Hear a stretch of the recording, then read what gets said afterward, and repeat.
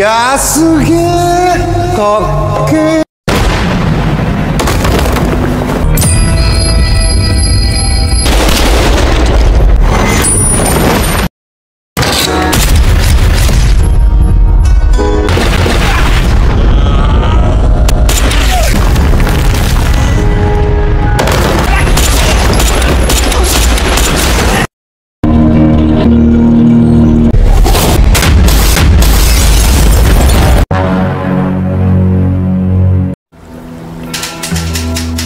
Kisah dibuka dengan seorang legendaris yang mempunyai skill menembak tercepat dan akurat, seorang pria yang bernama Jigen Daisuke-sa. Seperti aturan duel pistol koboi pada umumnya, ia akan beradu tembakan dengan seorang lawan yang ditandai dengan begitu koin dilempar tepat berada jatuh di depan mereka dan kemudian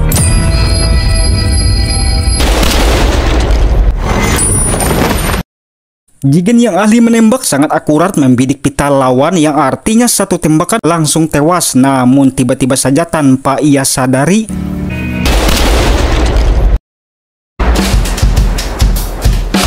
scene berikutnya berada di Meksiko, sebuah tempat pembelian senpi yang dimana menyediakan juga tempat untuk menguji senjata. Akibat lawan adu tembak sebelumnya tidak langsung tewas, itulah yang menjadi alasan ia berada di situ. Setelah menguji hasil tembakan dari pistol-pistol yang ada di situ, maka Jigen menyadari permasalahannya ada pada pistol andalan tersebut. Itulah kenapa lawan adu tembak sebelumnya tidak langsung tewas, karena pelurunya meleset dari organ vital. Penjual senpi yang menyadari hal itu kemudian memberitahukan bahwa ada ahli senpi terbaik di dunia berada di kota Daigyo di Jepang. Setelah mengetahui itu, maka berangkatlah Jigen ke Jepang.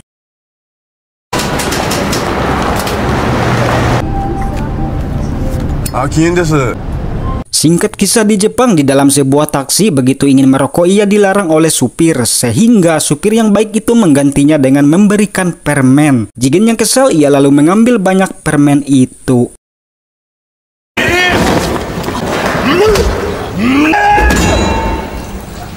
Scene berikutnya di sebuah tempat jagal hewan. Wanita ini bernama Kyoko-sa. Pria itu dihajar karena tertangkap basah menyelinap ke tempat itu, dan ia rupanya mencari seorang bocah yang diculik dan dikurung di tempat tersebut. Setelah menemukan bocah yang dimaksud, mereka pun segera pergi.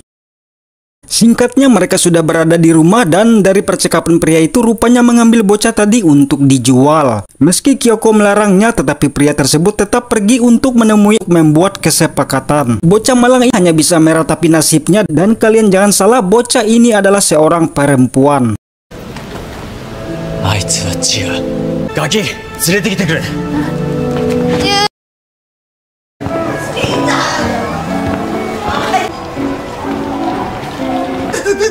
Keesokan harinya, Jigen sudah berada di sebuah toko jam untuk menemui Shiharu, si ahli senpi tersebut. Saat berada di dalam, Jigen mendapati dua orang parubaya yang sedang bercengkrama. Seperti di luar ekspektasi Jigen setelah melihat wanita tua itu, dan semakin tidak meyakinkan lagi setelah Shiharu malah menanyakan jam tangan miliknya.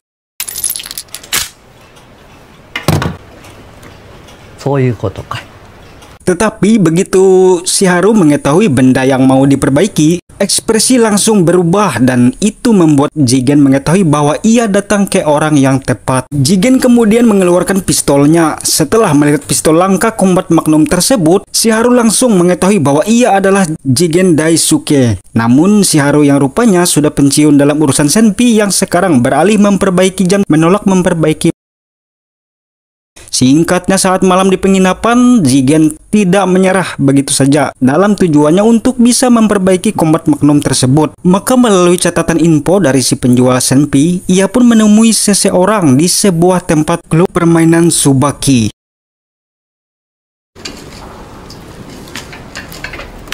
Singkatnya, tibalah Jigen di sebuah klub Tsubaki. Ia menemui seorang informan yang bernama Hiro. Hiro kemudian menunjukkan sebuah jam tangan. Melihat jam mahal tersebut, Jigen menjadi terkesan dengan Hiro. Karena sebagai informan tentu informasinya dibayar mahal. Kenyataannya itu adalah jam tiruan, bahkan kualitasnya lebih baik dari jam aslinya. Hiro hanya menunjukkan salah satu contoh hasil bakat dari Chiharu kepada Jigen. Karena bakatnya Chiharu tersebut berdampak pada industri, maka ia dikucilkan dari kalangan pemerintah. Hanya orang-orang dari kalangan bawah yang menghargai bakat Chiharu tersebut. Setelah mengetahui tentang Chiharu, ia menantang Hiro untuk bermain Tsubaki. Apabila menang, maka Jigen akan mendapatkan jam tersebut.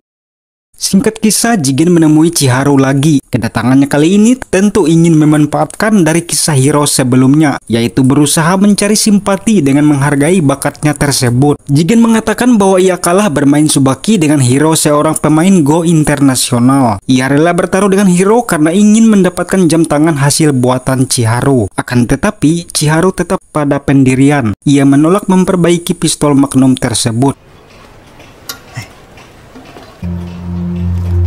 Tiba-tiba bocah yang bersama Kyoko di awal kisah datang menemui Chiharu, kemudian memberikan sebuah jam tangan.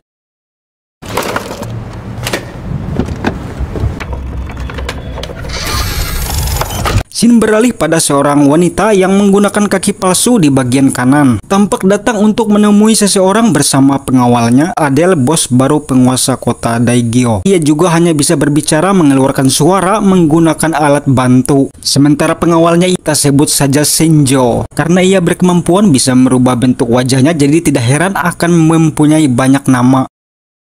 Adil rupanya menemui seorang penjahat bekas kaki tangan dari bos penguasa kota Daigyo yang sebelumnya. Jadi ceritanya membunuh bos yang berkuasa sebelumnya sehingga ia mengambil alih kota tersebut. Akan tetapi sebagai pihak yang masih setia dengan bos lama tentu tidak menyukai dan berusaha mencari alasan untuk menyingkirkan. Dan cara itu mereka lakukan melalui pria yang membawa bocah di awal kisah tadi yang sudah dilarang Kyoko untuk pergi. Pria itu mengatakan semuanya terkait bocah yang dibawa. Pemimpin itu kemudian mengatakan bahwa Adele melakukan bisnis menculik anak-anak yatim di luar kota. Sambil berkata-kata yang tujuannya adalah ancaman, maka di luar ekspektasi kita inilah yang terjadi.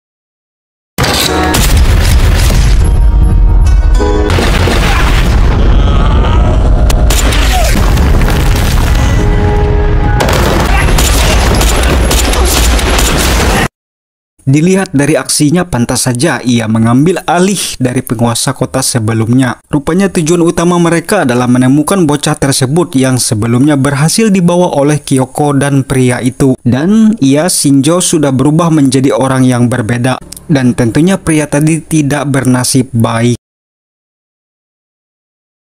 Scene berikutnya beralih di toko jam Chiharu. Chiharu mengamati jam yang diberikan bocah tadi, kemudian mengatakan bahwa ini adalah sebuah pesan pertukaran dari Kyoko. Ia bercerita kepada Jigen bahwa dulu ada seorang wanita penghibur yang bernama Kyoko. Ia sangat membenci bos tempat ia bekerja, sehingga Kyoko memaksa untuk membuatkan senjata. Tentu saja Chiharu tidak mau karena tidak ingin Kyoko mati apabila berusaha melawan bosnya tersebut. Agar tidak mengecewakan Kyoko, maka Chiharu berbohong. Setelah memberikan jam tangan, Chiharu lalu mengatakan bahwa suatu saat ia bersedia membuatkan senjata apabila Kyoko menukarkan dengan jam itu. Dan rupanya hal itu pun terjadi. Kecemasan Chiharu bertambah setelah mendapatkan jam itu melalui bocah. Menyadari ada yang tidak beres dan untuk menebus rasa bersalah karena telah membohongi Kyoko, maka ia meminta Jigen untuk mengantarkan bocah itu dan memeriksa keadaan Kyoko. Jigen sebenarnya tidak mau, tetapi karena Chiharu akhirnya bersedia memperbaiki pistolnya, maka Jigen dan bocah itu pergi ke tempat Kyoko.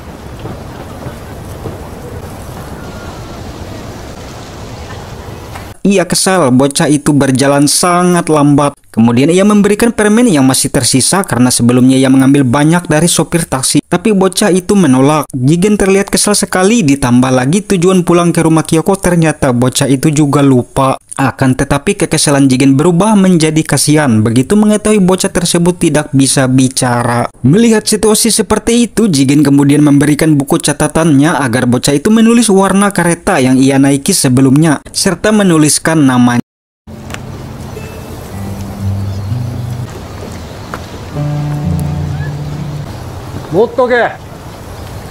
Setelah membaca tulisan bocah itu, diketahui kereta berwarna biru dan namanya selanjutnya kita sebut Otto. Maka mereka berdua pun melanjutkan perjalanan.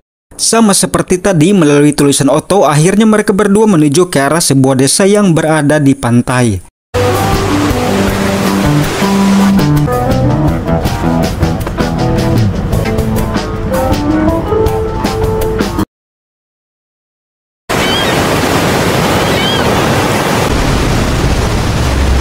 Singkatnya, begitu tiba di pantai yang dituju, Jigen mendapati Kyoko yang sudah sekarat dan rupanya ada beberapa orang sedang mengawasinya. Mengetahui itu, ia pun segera membawa bocah itu pergi.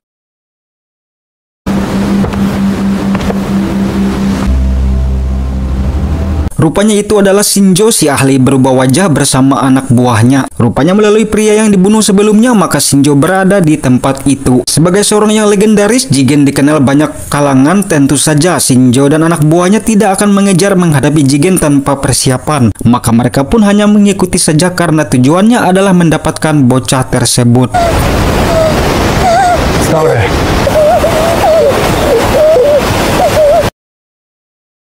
Scene berikutnya beralih ke informan yang ditemui Jigen sebelumnya. Rupanya Shinjo mencari di mana Jigen berada agar bisa menemukan Otto. Informan yang setia itu jelas saja menolak memberikan informasi, sehingga ia pun disingkirkan oleh Shinjo.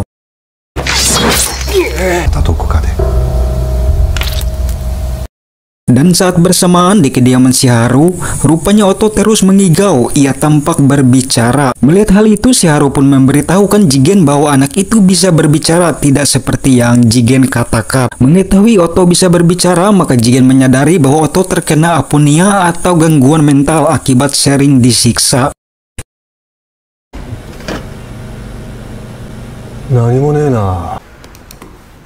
Scene berikutnya terlihat Otto sedang menulis di buku yang diberikan Jigen itu. Setelah selesai, Jigen pun membacanya. Terlihat Jigen tampak marah mengetahui nasib malang yang dialami Otto.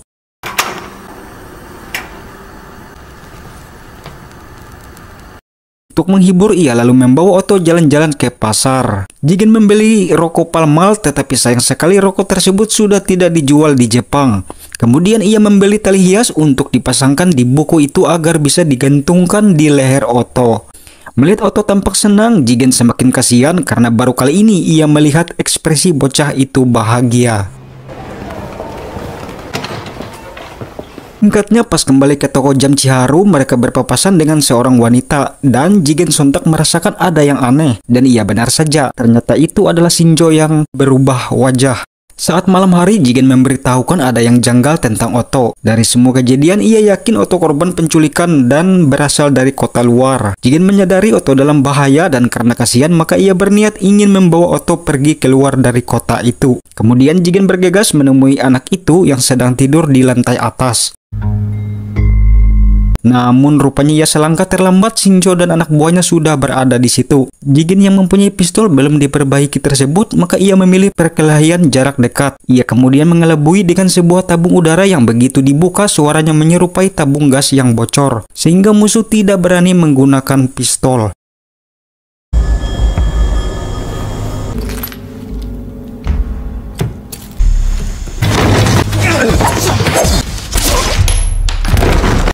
Akhirnya anak buah Shinjo berhasil disingkirkan. Namun sayang sekali Otto sudah bersama Shinjo. Shinjo yang memiliki keahlian merubah rupa, ia juga berkemampuan berpindah tempat dengan cepat sehingga Jigen terkena lemparan pisau.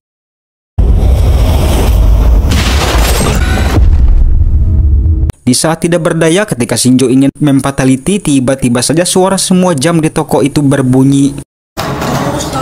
Baru yang mengaktifkan semua suara jam di toko itu dengan satu panel. Warga yang mendengar pun berdatangan. Mengetahui itu, Shinjo segera pergi membawa Otto. Singkat kisah, Otto sudah di ruang operasi untuk proses pengambilan darah disaksikan oleh para investor. Adil juga meyakinkan mereka bahwa tidak akan kehabisan stok darah dari orang-orang depresi karena jumlah kemiskinan akan terus bertambah. Sementara itu, Jigen yang terluka telah tersadar, beruntung cepat ditolong oleh dokter gelandangan setempat. Melihat senjata yang berhasil dirampas Jigen saat perkelahian sebelumnya itu, Shiharu mengatakan mereka menggunakan pistol buatannya waktu ia masih aktif dulu membuat senjata. Jigen sempat bingung karena senjatanya belum selesai diperbaiki, sedangkan Otto dalam bahaya dan mengingat Adele dikelilingi oleh tentara bayaran. Namun, akhirnya Jigen yang hatinya sudah tergugah dengan Otto tidak mau menunggu diam begitu saja. Maka bergegaslah ia pergi menemui Haru kembali. Rupanya ia memesan senjata untuk menyerang dan tentu saja untuk mengetahui skill orang yang akan ia hadapi. Diketahui bahwa Adele juga sama persis dengan ia, kecepatan menembaknya dan keakuratan tidak ada tandingannya. Dan kaki tangannya yang bernama Kawashima atau Shinjo yang memiliki 1000 wajah. Sebelum pergi, Haru juga mengatakan bahwa ialah yang memberitahukan informan sebelumnya yang tewas kepada Shinjo. Namun karena sudah pekerjaan sebagai informan, maka Jigen tidak menyalahkannya. Sebenarnya peluang menang sangat tipis, tapi Jigen tetap saja pergi menuju markas Kainobori tersebut.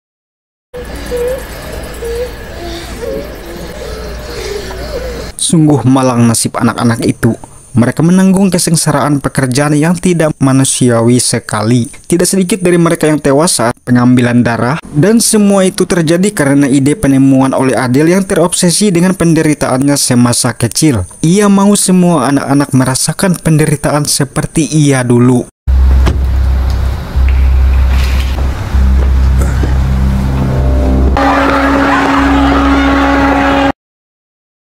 Mengetahui Jigen datang, sirene langsung diaktifkan. Dengan tenang, Jigen terus berjalan, tentunya dengan pendengaran tajam. Ia selalu waspada karena langkah terus semakin dekat ke arah bahaya. Belum lagi tiba di markas, ia sudah diserang.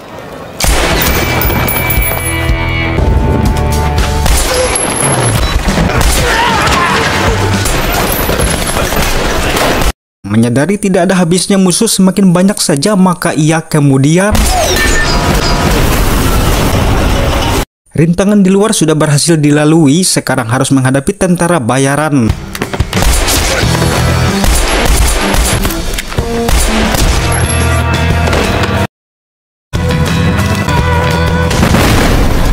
Memang cara efektif menyingkirkan musuh yang banyak peluangnya hanyalah dengan ledakan. Tentunya sebagai perokok berat untuk meningkatkan adrenalin, ia tidak lupa menyalakannya. Di saat terdesak, tiba-tiba saja Chiharu datang. Rupanya ia berhasil memperbaiki komponen pistol Magnum tersebut. Setelah mendapat kembali pistol andalan tersebut, ia terus bergerak dan kali ini tentunya lebih berdemek.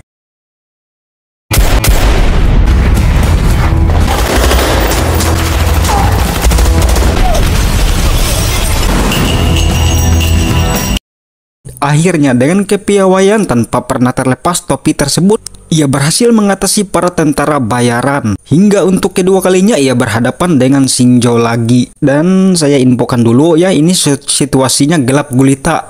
Sama seperti memejamkan mata, hanya berjalan pakai pendengaran. Karena ini film, jadi kita yang menonton diperlihatkan adegannya. Oke, kita lanjut.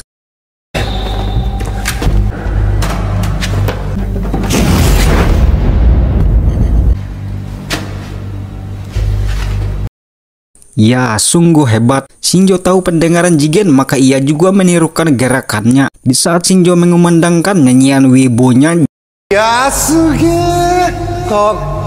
Jigen tiba-tiba saja melemparkan pemetik apinya dan berbekal kepekaan pendengaran kemudian...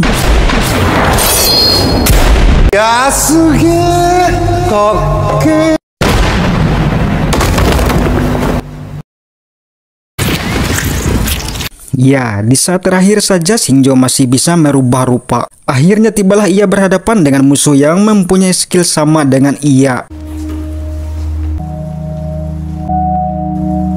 Karena peluru combat Magnum sudah habis saat melawan Shinjo, sehingga Jigen menggunakan pistol yang lain. Adele yang juga profesional penembak terbaik tentunya ingin beradu secara sejati, maka ia memberikan satu peluru kepada Jigen. Dan adu tembak pun terjadi seperti aturan koboi dengan aba-aba di awal dan kemudian...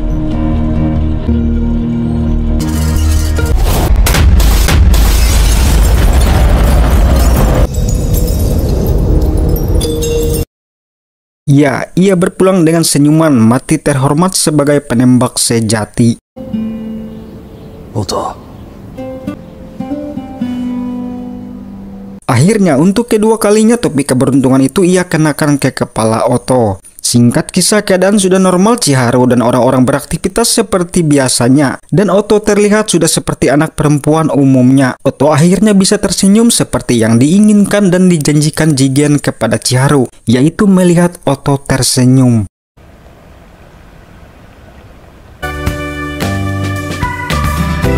Dan kisah diakhiri dengan Jigen yang kembali ke Eropa setelah tujuannya selesai, yaitu memperbaiki pistol combat Magnum tersebut. Tidak lupa ia sebagai perokok berat, tentu saja ia merokok kembali. Dan kesimpulan kisah ini, gunakanlah kemampuan kita untuk menolong orang lain dan percayalah sebuah senyuman bisa mengubah segalanya. Sampai jumpa di alur cerita selanjutnya.